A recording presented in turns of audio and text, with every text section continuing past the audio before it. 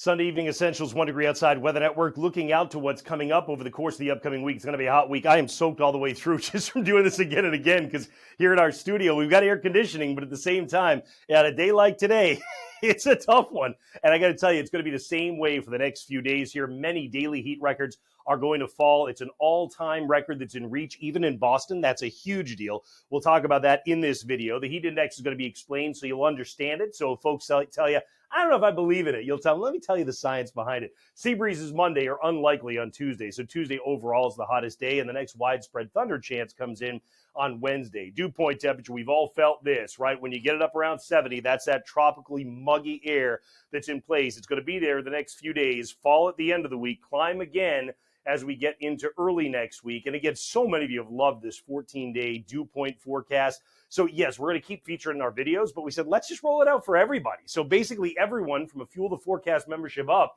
is going to get this map every single day. So you know what's coming up for the next 2 weeks on Dew Point membership.onedegreeoutside.com for more on that. We cruise from the 80s to about 70 as we get into the overnight tonight. Meanwhile, some may go into the 60s, but bottom line is, remember, the dew point's around 70 degrees. So when the temperature and dew point meet, you get fog. So we'll get some patchy fog overnight tonight.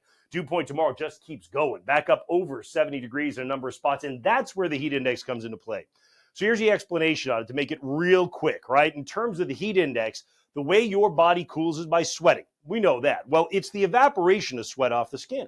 That's why when you get out of the shower, for example, or out of the pool, it feels a little bit chilly for a second until you dry off because evaporation is a cooling process. So when you sweat, and it evaporates, your body cools down. When it's wicked humid, what you get is that sweat clinging to the skin, not evaporating in the same way. It breaks down the body's natural cooling process.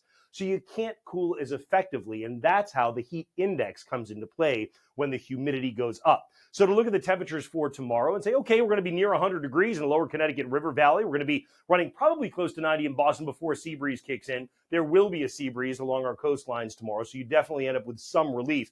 When you look at that feels like forecast, that heat index, that impact on the body, it might as well be 110 degrees in Hartford with more normal humidity. It might as well be 106 in Springfield tomorrow, or 102 at Worcester to Fitchburg to Manchester, even up at Burlington, Vermont. It might as well be 103 in terms of the impact to the body when it comes to the way you can cool down. So that's where you get these heat tips, right? Staying hydrated, electrolyte beverages, SPF 30s, because we just came off the summer solstice. You get the strongest sun of the year. If you get sunburned, it's dehydrating.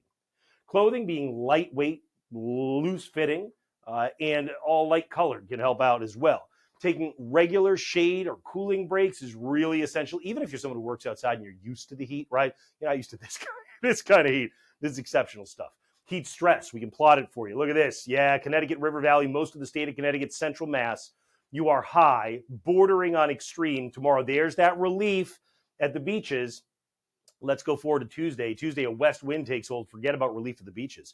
We go to extreme heat stress all the way up the main turnpike. This is a huge area, kind of remarkably so, that's covered by extreme heat stress on Tuesday. Wednesday, we get some of that relief. And again, that's the next chance of thunder kind of cropping up as well.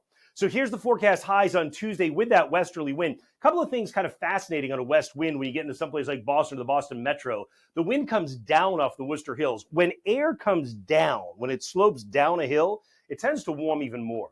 So we crunched the numbers, and we got 102 actually for Boston just before we recorded this. Here's what could happen, though. If you can get enough downsloping, you could go 103 or 104. Reasons that that's important. So many of these are daily records, right? But the other part of this, I think tomorrow and Tuesday do daily records. The other part is this will be a June record high for someplace like Boston. And if you can squeeze out 104, then you've done an all-time record high. In Boston, the all-time record's 104 from July 4th, 1911. In terms of figuring in the humidity, again, it might as well, with more regular normal humidity, be 108 at Boston and Lawrence on Tuesday. Look at everybody. This is incredible. All the way to Berlin, New Hampshire, and Augusta, Maine. So this is a big deal. Look, the warnings are out for heat. You can get all the details when you have our app. It's 1 degree outside weather on the App Store and Google Play. In terms of thunder, you say, any chance of that? Not really. What's happening here is the atmosphere is so hot that there's no clash of cold and warm. Sometimes if you warm up the ground and you got a cold sky, you get thunderstorms, but you're just not there. By the time we get to Tuesday, the chance of thunder starts coming into northern New England with a cold front that's moving in. And again, that's the reason that I say Wednesday is the better chance of showers and thunder scattered around central and southern New England. And Thursday, that front still may be around southern New England in particular. And you can see Wednesday, it's not like it's cool, but you start to get a little bit of relief anyway. The dew point starts to come down, particularly in northern New England, and that would continue to ease southward so that Thursday, the temperature comes down. The dew point's going to depend on where you are Thursday. Connecticut may still be ridiculously steamy, while the rest of us would be starting to feel a little bit more comfortable. Just a reminder, with the changing weather, if you want to rep your favorite brand, swag.onedegreeoutside.com. That's how it looks for now.